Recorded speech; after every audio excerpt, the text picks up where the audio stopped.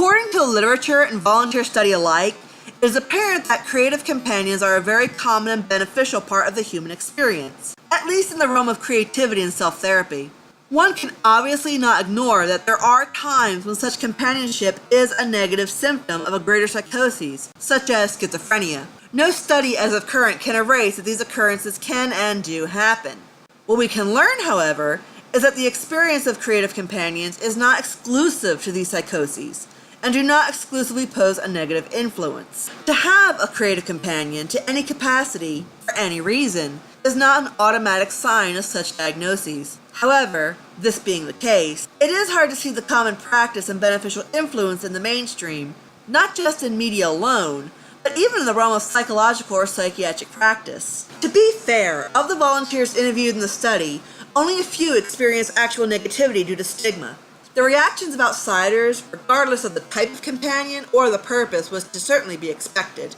Even setting up the study and research, many people refer to the concept as crazy, and people needing to be in the loony bin for having companions, with no consideration for the type or purpose. The concept of creative thinking, self-therapy, and entertainment seemed to be a totally foreign concept. According to the volunteer interviews, it is further displayed that creating these companions and utilizing them in writing, role-playing, artwork, and even other forms of entertainment are not done to isolate themselves, nor show a sense of shortcomings. In fact, the evidence displays the opposite, with these individuals vying for community and social interactions in an environment and setup that is comfortable and challenging. This results in a somewhat better ability to create, think, and interact in their real lives. After all, one could not really call J.K. Rowling crazy for writing a book full of developed characters. This can be shown in the popularity of her Harry Potter books. One would not refer to someone like Jeff Dunham as a loony for creating vibrant and creative characters in his ventriloquist act. These forms of companions are included under the category and are often overlooked. Whether people want to admit it or not, they are guilty of creating a creative companion at some point for some purpose. Perhaps it was a fantasy or a daydream. Perhaps it was to play out a scenario in their heads for an individual to create a proper form of problem solving. On an interesting note, one author, Laura Diamond, briefly reflected on the phenomenon of personal characters and the generic creative companion. Dismissing the notion of a psychosis, Diamond noted that human beings, including adults, had a creative and social need for these companions. She put aside the need of what we would call professional level character creation and acknowledged the more common forms of creative companions. The notion suggested was that creative companions can be linked to an attachment theory.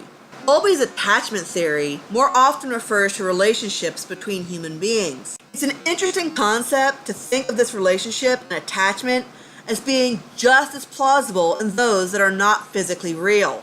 In a nutshell, the theory states that a deep and emotional relationship can be formed from one person to another, regardless of space and time, and does not necessarily have to be reciprocated. It begs the question, is creativity, in and of itself, a sign of insanity if we are to believe that creative companions are a sign of mental illness? Obviously, considering the entertainment business as it stands, that's obviously not quite the case. Perhaps the idea of craziness is applied to those with sonas, a complex imaginary world and imaginary inhabitants, aka the daydreamer, or a personification of objects as a physical outlet. Even then, this seems to be an unfair diagnosis from laymen and professionals alike. Very few creators adamantly state their companions are as real as other human beings. Importance and emotional bonds are very prominent, but all those with creative companions are very aware of their imaginary status and different level of existence from that of other human beings. That is the purpose of imagination.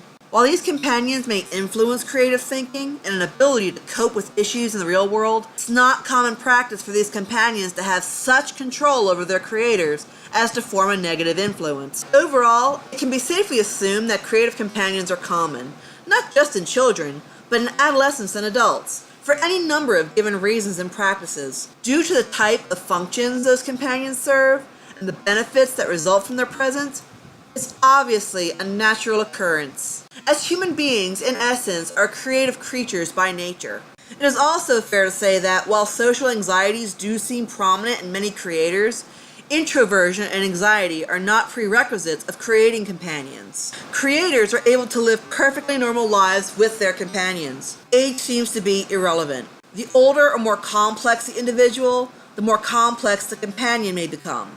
Likewise, the more involved within a community or fandom an individual may be, the more specific their companions may be they originally created or merely canon adoptions of existing characters. Without exposing them openly, many would never even know of the presence of such a companion in others. Indeed, the negativity against creators is unfair and unwarranted, and the stigmas are misplaced. So long as creators are aware that their companions are their creations and are not negatively influenced by them, there is no need for the fear of one's mental stability. Thank you for watching and listening to this presentation. I hope you got a lot out of it. If you would like to know about the sources, you can find them in the description below.